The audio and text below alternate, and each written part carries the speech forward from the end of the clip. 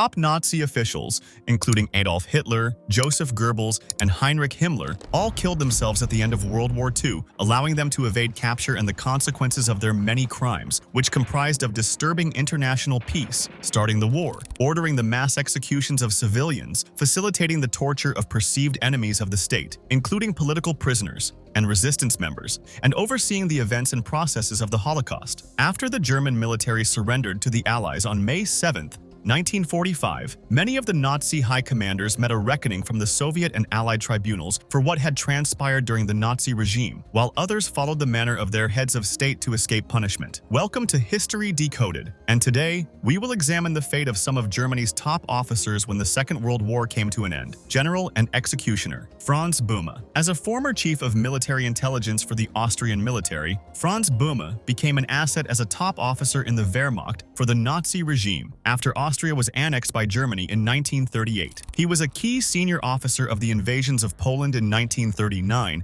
and France in 1940, serving as the commander of the 30th and 32nd Infantry Division. After a brutal summer where General Wilhelm List failed to suppress partisan insurrections in Serbia in 1941, List requested aid from the Wehrmacht High Command, specifically asking for Böhme and his division to be sent to help with the rebels. Böhme arrived in Belgrade in the fall of 1941, bringing with him the 342nd Infantry Division from France. He was named the Plenipotentiary Commanding General of Serbia and given free rein to try and put an end to the Serbian efforts to weaken the German administration in the region. Böhme swiftly went into action, employing harsh retaliatory measures against Serbian civilians should any resistance be attempted against the German authorities, promising mass reprisals for rebel action regardless of civilian involvement. In the regions where the partisans were predominantly active, particularly in western Serbia, the Germans declared that all resistance members and allies were outlaws and were to be hunted down, arrested, and/or killed. Likewise, any women and children who aided in any rebel activities, such as supplying food or intelligence to the partisans, would be considered enemies of the state and would be treated as such by the German authorities. Böhme ordered settlements be destroyed, burning entire villages to the ground in the process, and arrested the male population,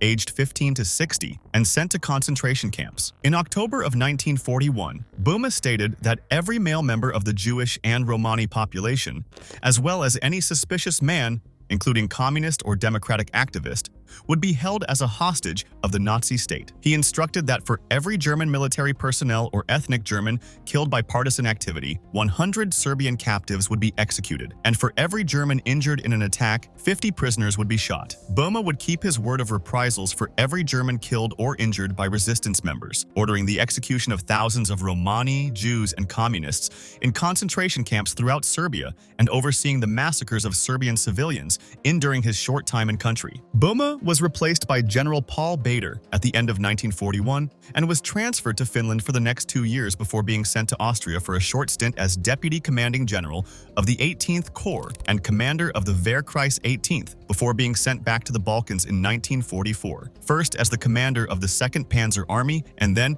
as the Army High Command Leader Reserve. At the end of the war, Böhme was in charge of all German military forces in Norway, leading the 20th Mountain Army against the Allies before being captured by the British in May of 1945. Böhme was set to be sent to Yugoslavia to stand trial at the Hostages Trial, a subset of the Nuremberg Trials, for war crimes carried out under his command while he was stationed in Serbia, but he never made it to court. Like many of his fellow high-ranking Nazi officers, Böhme would not face the reckoning he so deserved, instead throwing himself out of a 4th-story window of the prison. Böhme died on impact. He was another German officer who escaped justice through suicide. Field Marshal and loyal dog Wilhelm Keitel.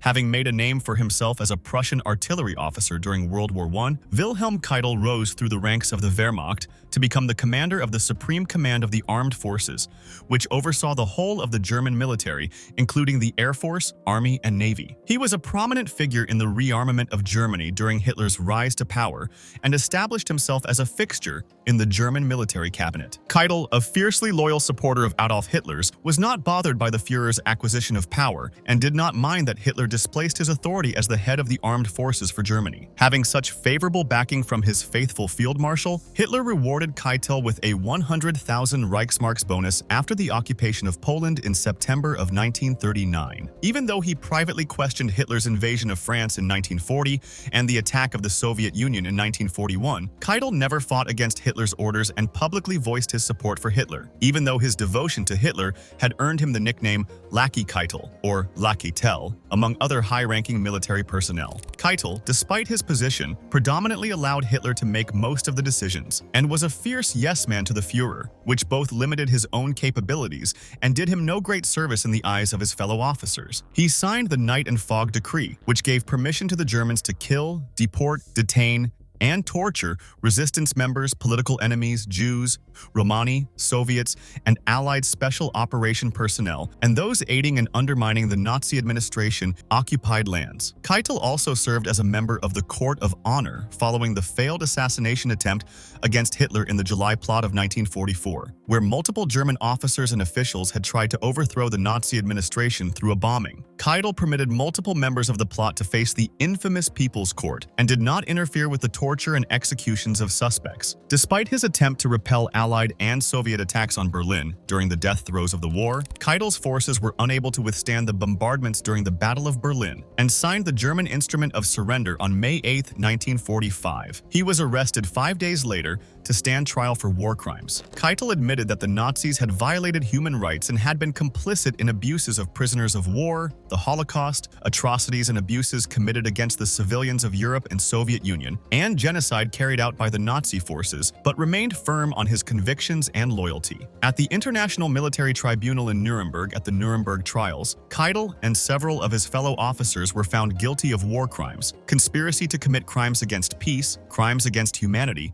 and planning and starting a war of aggression. He was hanged on October 16, 1946, against his request for execution by firing squad. From the Eastern Front to conspirator Günther von Kluge. Like Keitel, Günther Hans von Kluge had served with honor and distinction in the First World War and had remained relevant within the military throughout the post-war Weimar Republic period and rise of the Nazi regime. While he supported the rearmament of Germany and ethnic Germans settling throughout Europe, he was critical of Hitler's militarism and desires for expanding the German frontier through military action. Kluge was instrumental in helping Germany avoid an armed conflict during the Sudetenland crisis and focused on rebuilding the Wehrmacht to its full potential. When the Second World War began on September 1, 1939, Kluge oversaw the Fourth Army and was a vital commander in the offensive on Poland. He helped secure the first of many early victories for Germany and was later transferred to help launch the invasions of Belgium, Luxembourg, and France in 1940, using Erwin Rommel's powerful 7th Panzers to lead the way to pierce the French front line. Kluge's military prowess earned him praise and recognition throughout Nazi Germany and securing his position as field marshal. Kluge and the Fourth Army were then sent to serve as one of the first brigades to launch Operation Barbarossa, which was the Nazi assault on the Soviet Union in the summer of 1941. Although he initially ordered that all Soviet female soldiers be shot on sight, he rescinded the command later, noting that despite the Nazi perception that having women on the battlefield was a barbaric characteristic of Bolshevism, it was wrong. He instead instructed that any Russian women fighting for the Soviet army should be captured instead and treated as prisoners of war. Despite the Russian efforts, Kluge had a lot of success holding off their attempts to repel the Germans and tried to maintain order and discipline among his troops who struggled in the harsh Russian winters and against the brutal engagements. When the Soviets began to turn the tide of the war in late 1942 and early 1943, Kluge and the Fourth Army managed to maintain their defenses and keep the Russians back, but were eventually unable to withstand the Soviet advance. Kluge was injured in the fall of 1943, and it took over 9 months to recover from his wounds. In the summer of 1944, about a month after the successful D-Day assault by the Allies, Kluge, now recuperated, was sent to France to replace Field Marshal Gerd von Rundstedt. Now acting as the German commander-in-chief of the Western Front, Kluge tried in vain to repel the Allied forces. realizing the heavy losses the Germans endured were more costly than the effort put in to keep fighting. Nazi Germany, he realized, had lost the war. It was around this time that the July plot had been planned by German resistance members and German military officers. Kluge, while not directly involved, was aware of it and had agreed to back the assassins' power grab should they be successful in killing Adolf Hitler. When the plot failed, Kluge backed out of the deal and tried to distance himself from the conspirators. Kluge was suspected of being a part of the assassination attempt and having negotiated with the Allies against the Führer, and was dismissed from his duty, being replaced by Walter Model. Upon being ordered back to Germany, Kluge feared he had been connected in the July plot and chose to kill himself rather than be executed. The generals and commandants of the Nazi military were very much aware of the brutality that was carried out against civilians, soldiers, and prisoners throughout the war, and few stood up against the carnage. Instead, many of the top officers in the German military encouraged the ruthless behavior in order to wholly subjugate the occupied nations and peoples under the Nazi regime. As a result, many of Hitler's top officers paid the ultimate price for their oversight of massacres, tortures, abuses, and vicious tactics against their enemies through the Second World War, while others managed to escape justice and punishment